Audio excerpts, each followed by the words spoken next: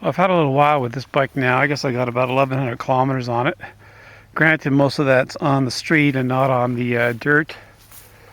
But I have, some conclusions to make on the bike. I'm really enjoying it for one thing. It's definitely a dirt bike.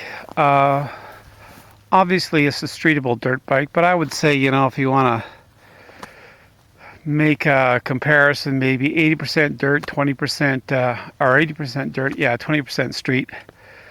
Um, Pretty happy with it. I am a rookie dirt biker, and so I haven't been anything too rugged. This is pretty rugged here that I'm on. This little, it's not really a road.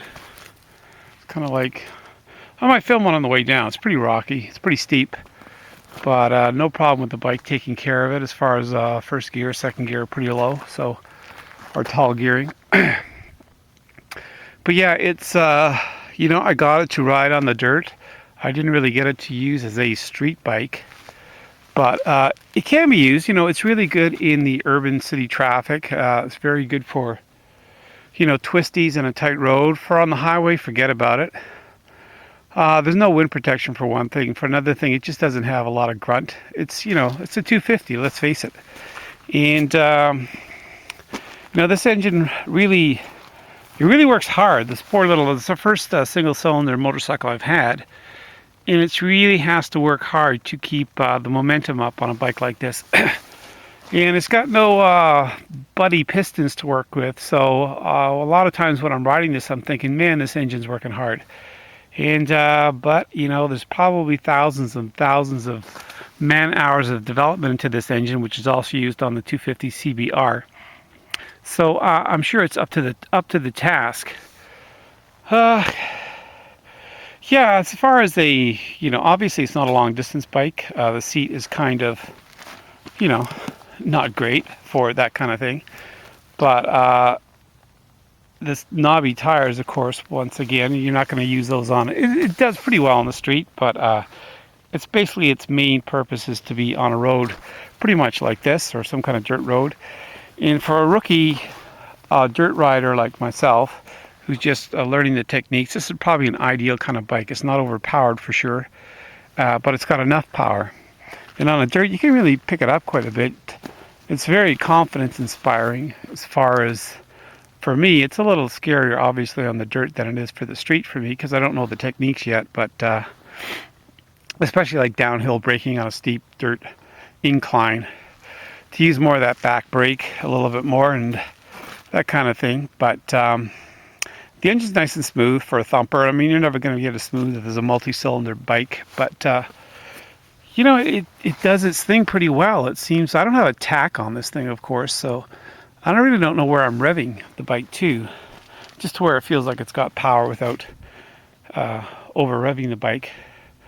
So yeah, I wouldn't probably recommend this as an only single bike if someone was going to get one bike, unless they do a heck of a lot of dirt riding. But it's fun to add it to a stable of bikes where you have street bikes, and just to get the option of going on a nice dirt road. Because on this bike, when you pass a dirt road, you say, I want to be on that. Its natural element is to be on the dirt. The suspension's really good as far as a rocky, busted up pavement road. It's pretty supple, way more so than a sport bike, for instance. The only thing that's really missing is, the grunt. The engine just doesn't have a lot of power. Obviously, I think it's got, depending on who you read or who you listen to, anywhere between 19 and 25 horsepower. Probably 25 at the crank and 19 at the wheels, that kind of thing. So that's still pretty good for a 250. You're looking at almost 100 horsepower per liter on that kind of this is not bad. It's not bad. It's got pretty good output for its size. And a bike that just weighs 320 pounds. I know for hardcore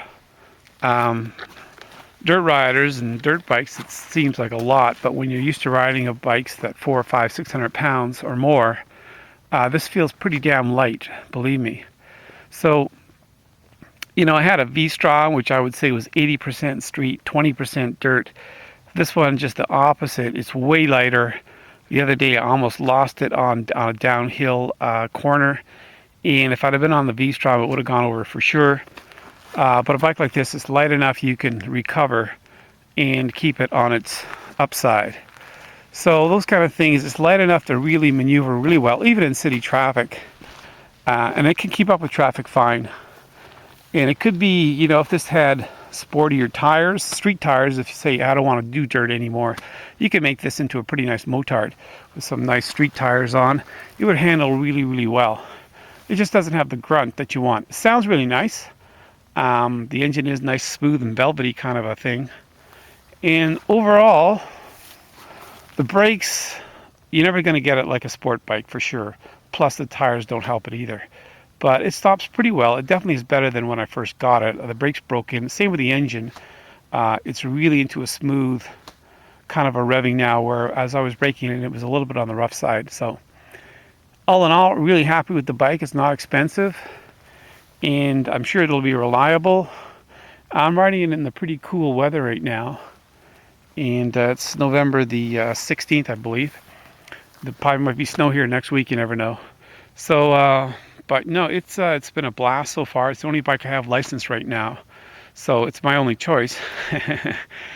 But yeah, definitely not a highway bike, but twisty back roads, or obviously dirt roads, or as a city commuter, it's really good. It's really good that way.